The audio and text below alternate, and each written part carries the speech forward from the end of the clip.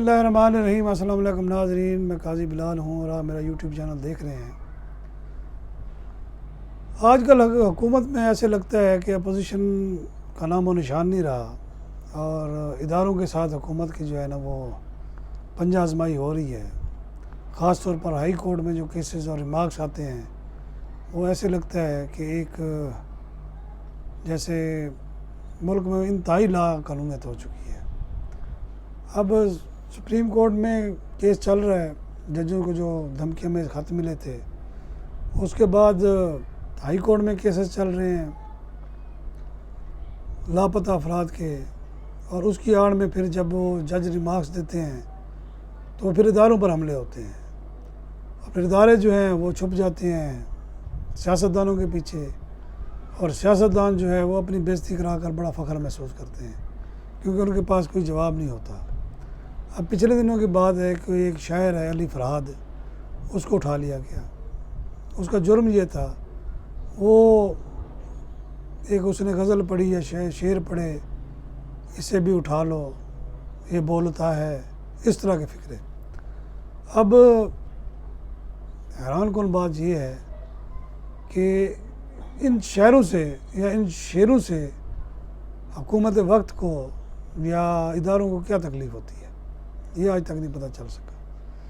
اچھا، پھر آپ نے اگر کوئی وہ قانون اس نے توڑا ہے تو اس کو عدالت میں پیش کریں، آپ بتائیں بھی آپ نے یہ جرم کیا ہے، اس جرم کے تحت آپ کی یہ سزا بنتی ہے، آپ کو صفائی کا موقع دیا جاتا ہے، لیکن یہاں ایسا کچھ نہیں ہے۔ اور یہ آج سے نہیں، سالہ سال سے یہ ڈرامہ ہو رہا ہے، اور عدالتیں جب وہ چڑھائی کرتی ہیں تو کل جو محسن اختر کیانی صاحب ہیں اسلام آباد ہائی کورٹ کے جج، انہوں نے کہا کہ ملک کو ایجنسیوں نے چلانا ہے یا کسی نے چلانا ہے۔ اب یہ ریمارکس جو ہیں یہ پوری دنیا میں سنے جاتے ہیں، اور پھر اس کا تو ٹھٹھا لگاتے ہیں انڈیا والے جو ہمارے دشمن ملک ہیں۔ میرا خیال ہے کہ بلکہ یہاں مخالفین بھی ٹھٹھا پھر لگاتے ہیں۔ اب آپ یہ دیکھیں، مسنگ پرسن کا کیس 10-15 سال سے چل رہا ہے، بلکہ 20 سال سے چل رہا ہے۔ مسنگ ہی ہیں، بلکہ اور کر دیے گئے ہیں۔ ہماری عدالتوں کے پاس اتنا اختیار نہیں ہے کہ وہ اس کا کوئی حل نکال سکے، حالانکہ قانون میں واضح لکھا ہوا ہے، آئین میں ہمارے لکھا ہوا ہے، لیکن مسئلہ یہ ہے کہ ہمارے آئین کو مانتا کوئی نہیں ہے۔ بعض قوتیں تو بالکل نہیں مانتی، اور اس کا خمیازہ بھگت رہے ہیں سارے، اور بھگتتے رہیں گے۔ یہی وجہ ہے کہ عدالتیں میں جب کیس چلتا ہے تو لوگ ہنسنے لگ جاتے ہیں، وہ کہتے ہیں یار ایسے بڑھ کے ہی ہیں، ہونا کچھ بھی نہیں ہے۔ یہ بڑی الارمنگ چیز ہے، اور جس ملک میں عدالتیں کمزور ہو جائیں، انصاف نہ ملتا ہو، تو وہ پھر قائم نہیں رہتے، وہ پھر اس قوم کی بھی تباہی ہوتی ہے، اس ملک بھی تباہی ہوتی ہے۔ کیوں؟ اس کی وجہ صاف ہے کہ آپ اگر کسی کا حق کھائیں گے تو اس طرح سارے اس طرح حق کھاتے جائیں گے، پیچھے بچے گا کیا ہوگا؟ پھر انتشار، فسادات، اس قسم کے حرکتیں ہوں گی۔ اب کل ہی کی بات ہے، غزہ مارچ جماعت اسلامی والے نے کیا ہوا تھا، تو وہاں سینیٹر مشتاق ہیں، وہ وہاں تقریر کر رہے تھے، جیسے بھی ہے اس پورے جہاں انہوں نے دھرنا دیا تو اس کے اوپر گاڑی چڑھا دی، 2 بندے مر گئے۔ نہ حکومت کی طرف سے کوئی افسوس کا اظہار، ایون کہ ہمارے نیشنل میڈیا پر تو خبر ہی نہیں چلی، یعنی 2 قیمتی جانیں چلی گئی، اور دن دہاڑے یا رات کو گاڑی لوگوں کے اوپر چڑھا دی گئی۔ کس نے چڑھائی؟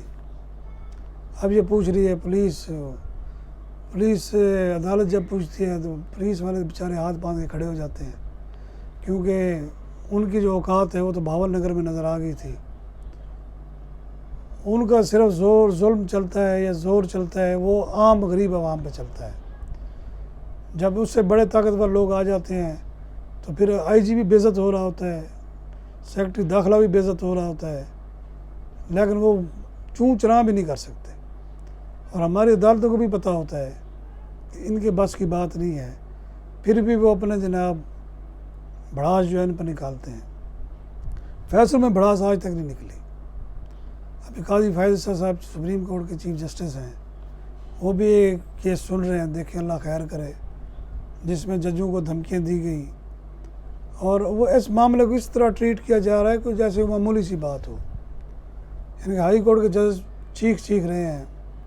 پھر اس کے بعد فیصل وارڈا صاحب پیراشوٹر، اس کے بعد جناب وہ کراچی ایم کیو ایم کے جو ہیں وہ بھی پیراشوٹر ہیں، انہوں نے جناب ججوں کے خلاف باتیں کرنا شروع کر دی. اب تو انہیں عدالت کا نوٹس مل گیا ہے، جواب مانگا ہے، اب ان کو اندر بھیج دے سپریم کورٹ تو کم از کم ان لوگوں کو بھی ذرا ہوش ٹھکانے آ جائیں گے جو ان پپٹس کو آگے کرتے ہیں. یعنی کہ عجیب تماشا ہے کہ قانون نام کی چیز کوئی نہیں ہے. اگر کوئی بات کرتا ہے یا انصاف کی بات کرتا ہے تو شہر والا حساب ہوتا ہے.